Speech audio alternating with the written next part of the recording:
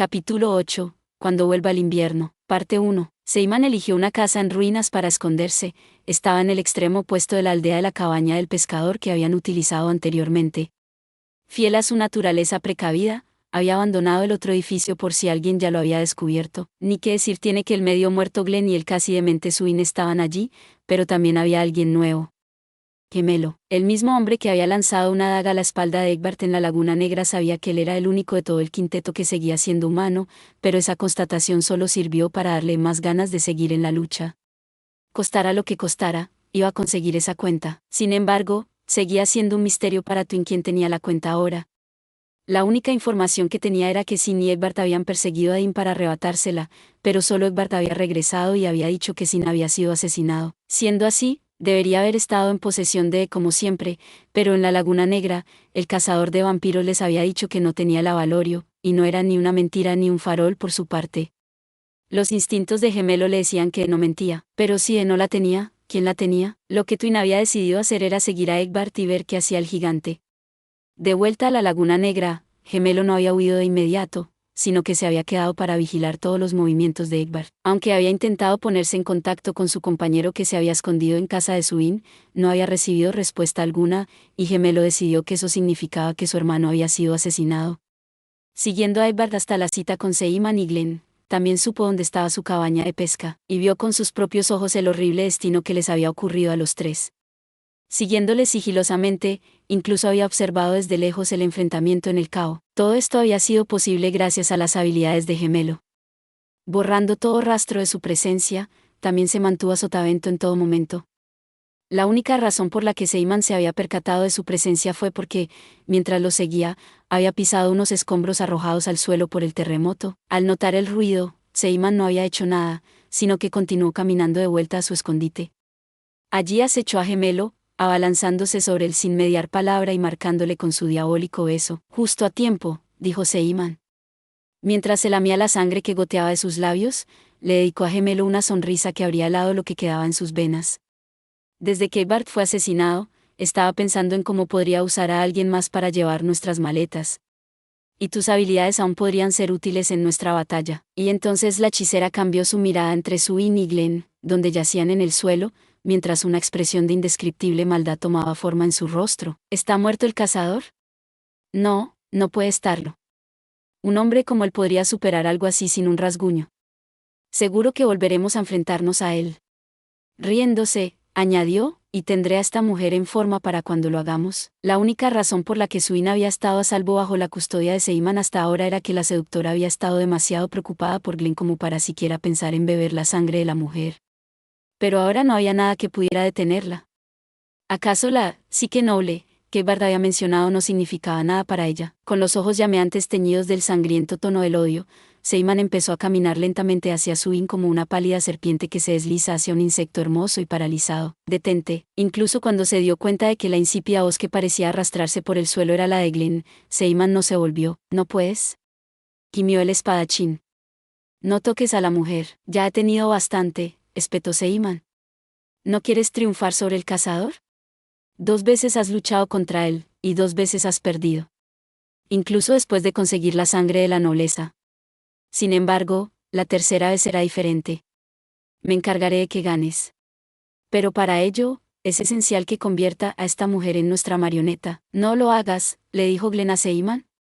Aún no he olvidado lo que le prometí. ¿Todavía tienes el valor de decir eso?, dijo ella con una risa altanera. Aunque te recuperes por completo, ¿realmente crees que ganarás la próxima vez? Ganaré. Tal vez sintiendo algo en su voz, Seiman finalmente se volvió para mirar al hombre.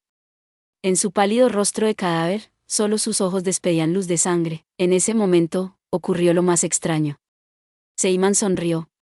Y no era la sonrisa rencorosa de un demonio como la que usualmente lucía, sino más bien una sonrisa que adornaría el rostro de la más pura doncella.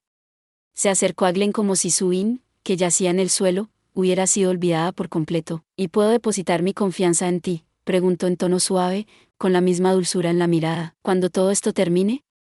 Glenn empezó a decir a la mujer, con una mirada lejana en los ojos. Sí, ¿por qué no nos vamos al sur? Eso estaría bien, dijo Seiman asintiendo. Pero, ¿qué harían cuando fueran al sur?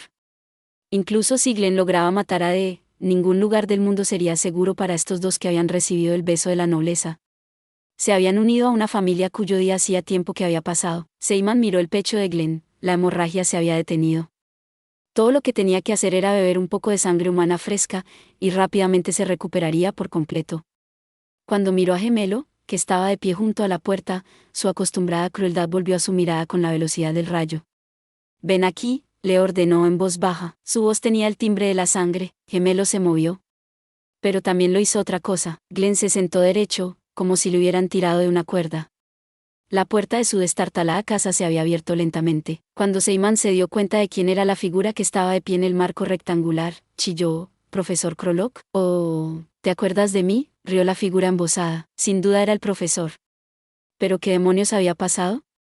Su enjuto pelo gris se había vuelto negro azabache, sus arrugas habían desaparecido y la barba desaliñada que le rodeaba la boca se había vuelto suave y frondosa. Junto a su piel increíblemente pálida, sus labios parecían una vívida mancha carmesí, y al ver el par de colmillos nacarados que sobresalían de las comisuras de sus labios, Seaman desenvainó su daga. «¿A ti también te han cambiado?», preguntó la hechicera. «Eso parece, ¿no?», rió el anciano profesor o, mejor dicho, el profesor que había vuelto a su viril madurez.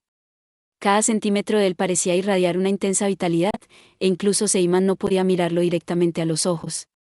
«Sin embargo», continuó, «no soy de tu clase. No tengo maestro. He llegado a ser así por mi propio esfuerzo». Al entrar en la habitación, el profesor observó su entorno con ojos brillantes. Una simple mirada suya era suficiente para poner la piel de gallina a Seaman. «No es como nosotros», pensó. «Se ha convertido en otra cosa». «¿Qué quieres?», preguntó Glenn mientras se ponía en pie. «Si lo que buscas es la cuenta, no está aquí». «La cuenta está dentro de mí», dijo el profesor. Algo blanco brotó de su boca. «Saliva». «Ya no la necesito», continuó. «Mi deseo se ha cumplido. Pero estoy hambriento». Su tono fue tal que incluso Suin se levantó del suelo. «¿Sabes por qué he venido aquí?», preguntó el profesor. «En un principio, mi intención era descender a la aldea. Pero cuando salía del castillo, percibí el olor de la sangre. Un aroma cálido y dulce que sería simplemente perfecto para saciar mi sed. No soy como tú. Uno solo no será suficiente. Necesitaré la sangre de todos ustedes. Llenarán bien mi vientre». «Qué interesante», dijo Seaman, enseñando los colmillos. «Estábamos a punto de hacer lo mismo. Eres como una polilla a la llama. Que sepas que esta será tu última noche». Con un ceño demoníaco, Seaman estaba a punto de avanzar cuando una figura alta se puso delante de ella. «Coge a la mujer y vete», dijo. «Date prisa y vete», le dijo el espadachín. «Estaré justo detrás de ti». «Pero», tartamudeó Seaman, con una ansiedad negra como la tinta brotando de sus ojos. La voz de Glenn era cristalina, desgarradoramente clara. Los ojos del buscador de conocimiento desprendían un brillo carmesí, y desenvainó su espada. El profesor tenía la mano derecha en el pecho de su ropa. La luz salió disparada en todos los colores del espectro. Un latido después, se oyó el sonido de un hueso duramente cortado. Una línea negra atravesó la muñeca derecha del profesor y, a continuación, todo empezó a deslizarse desde allí hasta la punta de los dedos. Aunque Glenn estaba herido, su desenvainado y su golpe habían sido impecables. El miembro amputado se detuvo antes de caer al suelo. El profesor lo había cogido con la mano izquierda. Volvió a presionarlo contra el lugar donde había estado unido originalmente y, a continuación, retiró la mano izquierda y la utilizó para limpiar la línea negra. No quedaba ninguna herida de la hoja. Seaman gimió en voz baja. Ese era el tipo de cosas que normalmente sucedían si un humano volvía una espada contra un noble. Pero Glenn era un noble. «Ve», le ordenó Glenn tajantemente, mientras corría hacia donde estaba Suin. Seaman oyó otra voz que era prácticamente un susurro. «No soy yo quien debe probar tu acero, eres tú. Coge tu espada y clávatela en la garganta», dijo el profesor mientras sostenía un rollo de pergamino abierto frente a su pecho. El retrato de Glenn que había dibujado con su propia sangre era tan detallado que parecía como si alguien pudiera sentir el calor de la piel del espadachín o su misma respiración con solo tocar el dibujo. El miedo se apoderó de Seaman. «Detente, Glenn. No debes escuchar lo que dice». Pero mientras Seaman gritaba, vio que la espada de Glenn se movía de donde la tenía colocada a la altura de los ojos, acercándose lenta pero firmemente a su garganta. La mejilla de Glenn se crispó, en lo más profundo de su ser, se libraba una feroz lucha psíquica. La punta de la espada alcanzó su garganta, luego se hundió en su carne. Los labios de Glenn se fruncieron. ¿Sería capaz su silbido mortal de superar al susurro diabólico? gritó Seyman. Al mismo tiempo, una melodía de belleza sobrenatural brotó de los labios de Glenn, una melodía, y luego sangre. La hoja le atravesó la base de la garganta por delante, y casi le sobresalió por la nuca. La espuma carmesí salpicó el suelo, levantando un pequeño chorro, frunciendo los labios una vez más. Glenn se esforzó por silbar y salió, pero solo fue una respiración prolongada y un chorro de sangre. Una herida en el cuello no te matará, ¿verdad?, dijo el profesor, sonriendo como si acabara de recordarlo. Ya no quedaba rastro del erudito contemplativo en él. Apuñálate en el pecho, dijo. Basta. El cuerpo de Seyman se convirtió en un rayo de luz y salió disparado hacia el profesor. El cuello del profesor se abrió y volvió a cerrarse rápidamente. Un segundo después, la hoja que Glenn había sacado de su propia garganta se hundió profundamente en el corazón de su dueño como un alfiler clavado en un insecto. Mientras sus rodillas se doblaban, un último sonido brotó de sus labios. Durante un breve instante, los ojos del espadachín se inundaron de una trágica persistencia, pero fue rápidamente sustituida por la nada. El silencio descendió. Y no era solo el de la muerte, estaba formado por el dolor insonoro de una mujer. Al poco tiempo, Seyman dijo rotundamente: esto no puede ser. No puede ser, punto. Tú mismo lo has visto, dijo el profesor mientras sacaba otro trozo de vitela. Es lógico, dada la mera fracción del poder de un noble que recibe a alguien en tu posición. No te mataré. La sangre de una mujer arde cuando te desprecia, y esa sangre caliente es algo que este nuevo noble está deseando probar. Deberías considerarte honrada. Y entonces empezó a susurrar a un nuevo trozo de vitela, uno que tenía grabado el rostro de Seyman. Ven a mis brazos. Aunque la mujer estaba enloquecida de odio y miedo, esas emociones se drenaron rápidamente de sus ojos. Como en un sueño, la mujer empezó a caminar hacia el profesor. No solo había atrapado a Glenn, sino que ahora también tenía a Seyman. ¿Qué clase de transformación había sufrido el profesor? Fue precisamente en ese momento cuando los ojos del profesor hicieron un rápido movimiento. Hizo rechinar sus dientes puntiagudos con una malicia y un resentimiento inefables. Con ese sonido casi metálico, escupió: ¿un intruso en este preciso momento? Y entonces el profesor empujó a Seyman a un lado y se dirigió a la puerta con poderosas zancadas. Salió al exterior. Un caballo Saibur que había estado corriendo como el viento se detuvo justo delante de él, y una figura vestida de negro se bajó de él sin hacer ruido. Sus ojos eran como el brillo de la oscuridad hecha solidez al reflejar fríamente a la nueva nobleza. Hay una cosa que no entiendo, dijo el profesor mientras su mano derecha se introducía en el pecho de su ropa. ¿Cómo te las has arreglado para seguirme? ¿Está Suin dentro? Fue lo primero que preguntó. De su tono suave encajaba perfectamente con la noche, pero debía de haber algo más en el que obligó al profesor a responder. Sí, está aquí, y diciendo eso, el profesor sonrió con total confianza. Sin embargo, no entrarás, debes morir aquí mismo. Morir igual que el otro hombre, observó en silencio como el hombre desenrollaba la vitela que había sacado. La mano derecha del cazador fue a la empuñadura de su espada con la velocidad del rayo. Hubo otro destello y el arma cayó en línea perfectamente recta desde la punta de la cabeza desprotegida del profesor hasta su entrepierna. Cualquiera que conociera la habilidad de con la espada podía imaginarse al profesor cayendo hacia ambos lados como un tronco partido mientras las vísceras volaban por todas partes. El profesor sonrió. En el mismo lugar por donde había pasado el destello plateado quedaba una línea negra como la tinta. Pasó una mano a lo largo de ella. No quedaba ningún corte en su capa, ni cicatriz alguna en su piel. Lamió ruidosamente la sangre que se le pegó a la palma de la mano. ¿Cómo deseas morir?, preguntó el profesor Krolok con los labios manchados de sangre. ¿Debo hacer que haga lo que hizo el último hombre y apuñalarse en la garganta antes de atravesarse el corazón?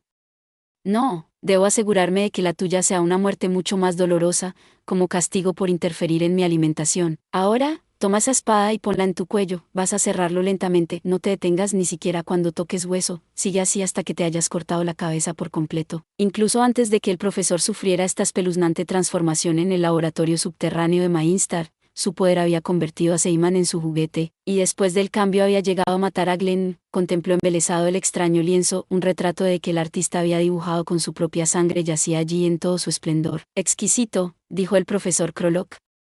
Qué semblante tan encantador. Por eso he tenido que trabajar bajo tierra hasta esta mañana para terminar de dibujarte. Puse mi corazón y mi alma en esta obra maestra, y ahora no hay escapatoria para ti. Corta. Cuando termine de arrancarte la cabeza, la conservaré en sal y la guardaré conmigo para toda la eternidad. La espada entró en acción. El cazador la llevó a la nuca de su propio cuello, exactamente como el profesor le había ordenado. Mientras el profesor observaba cómo la línea plateada se movía por la piel pálida y poco translúcida, todo su cuerpo se estremeció. Algo rojo brotó en el punto de contacto. Con el aroma de la sangre fresca en el aire de una noche de verano, el profesor Krolok cerró los ojos extasiado, y por eso se perdió algo crucial: no vio las llamas carmesí que ardían en los ojos de Dee. Incluso cuando el frío acero atravesó su corazón, el profesor ni siquiera gritó. Abriendo los ojos, dijo: ¿Cómo escapaste a mi poder? El fino trozo de piel de animal se le cayó de la mano. Era una foto cutre, dijo una voz ronca con una risa desdeñosa. Cuanto más cutre es la foto, más débil es el efecto de tu poder. No hay forma de que lo atrapes con algo así. Ah, sí, supongo que, después de todo, eras demasiado guapa, murmuró pensativo el profesor antes de dar un paso atrás. La espada salió de él. De no le dio caza. ¿Lo intentamos en otra ocasión?, dijo el profesor Krolok mientras retrocedía lentamente. No tienes mañana, dijo Dee al ver cómo el cazador envainaba tranquilamente su espada. El profesor se rió con desprecio. La herida de su pecho había desaparecido sin dejar rastro. Pero un segundo después, una agonía infernal le atravesó el corazón. Del centro de su pecho, el mismo lugar donde se había desvanecido la herida, brotó sangre negra que llovió ruidosamente sobre la tierra. Imposible, dijo el profesor mientras miraba a Dean con total incredulidad. Por primera vez se dio cuenta de algo: el joven que tenía delante era una forma de vida completamente distinta a la suya. Esto no puede ser, balbuceó. Utilicé el secreto de los nobles, para crear una nueva raza. Fallaste, dijo la voz, solo ha habido un éxito. Cuando el profesor cayó hacia adelante, Dee blandió su espada en el cuello del hombre. La enjuta cabeza que voló por los aires tenía la cara horriblemente arrugada. Cuando cayó a tierra, Dee abrió la puerta de la casa en ruinas. Lo primero que saludó a los ojos del cazador fue el cadáver de Glenn, que yacía en el suelo. Pero eso era todo lo que había. No quedaba ni una sola persona en la habitación. Gracias por ver. Si te gustó este contenido, no olvides darle like, compartir y suscribirte para más videos similares. Nos vemos en el próximo video.